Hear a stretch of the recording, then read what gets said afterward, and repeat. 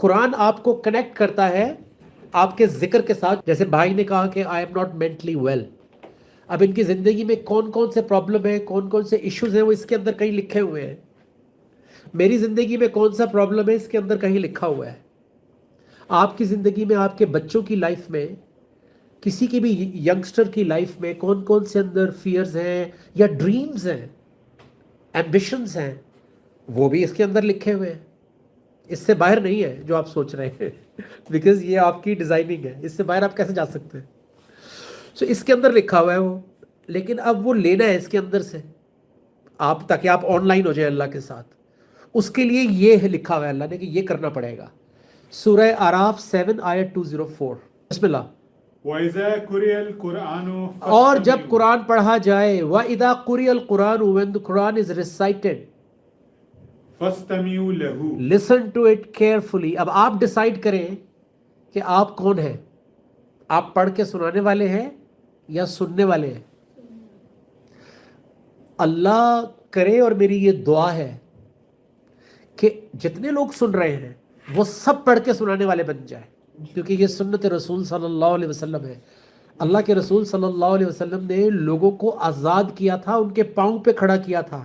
سو میں یہ دعا کرتا ہوں کہ جتنے بھی لوگ سن رہے ہیں آپ سب تلاوت کرنے والے, قرآن سنانے والے بن جائیں. رائٹ, کسی کا نام لکھا ہوا ہے اس پہ؟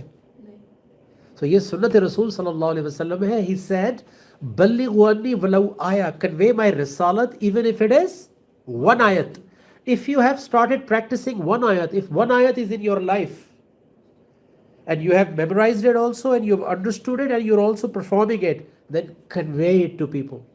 Because جو چیز آپ پریکٹس کر رہے ہوں گے اس کو کنوے آپ بہت سالڈ کریں گے. جو چیز آپ روز بناتے ہیں وہ سمجھانا بھی آسان ہوتا ہے. Right. So when the Quran is recited, listen to it carefully. فَاسْتَمِعُوا لَهُ. So اگر ابھی آپ لسنر ہیں تو پھر غور سے سنیں. غور سے سننے کے لیے نوٹس بھی بنانے پڑتے ہیں, لکھنا بھی پڑتا ہے, بعد میں غور ریویو بھی کرنا پڑتا ہے. This is all part of listening by the way. ٹھیک ہے, آگے سیکنڈ. وَأَنصِتُوا. And be quiet. تو گھروں پر بھی اگر آپ ہیں سو خاموشی 100%, مینٹلی بھی خاموش کرنا ہے اپنے آپ کو, زبان سے بھی خاموش, مینٹلی بھی خاموش, پورا فوکس. جیسے آخری بال انڈیا اور پاکستان کی اور 4 رنز چاہیے, تو کیسا فوکس ہوتا ہے وہ, بس وہ والا فوکس. آگے. لَعَلَّكُمْ تُرْحَمُونَ. تاکہ تم پر رحم کر دیا جائے. لعلکم ترحمون means so that you are given the mercy.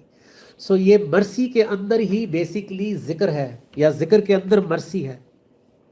So conclusion کیا ہوا کہ لقد انزلنا الیکم کتابا, ہم نے تمہاری طرف کتاب بھیجی ہے. فیہ ذکرکم, اس کے اندر لکھا ہوا ہے کہ تم کہاں کھڑے ہوئے ہو, what you need to improve, what you need to do, what you need to quit or stop doing.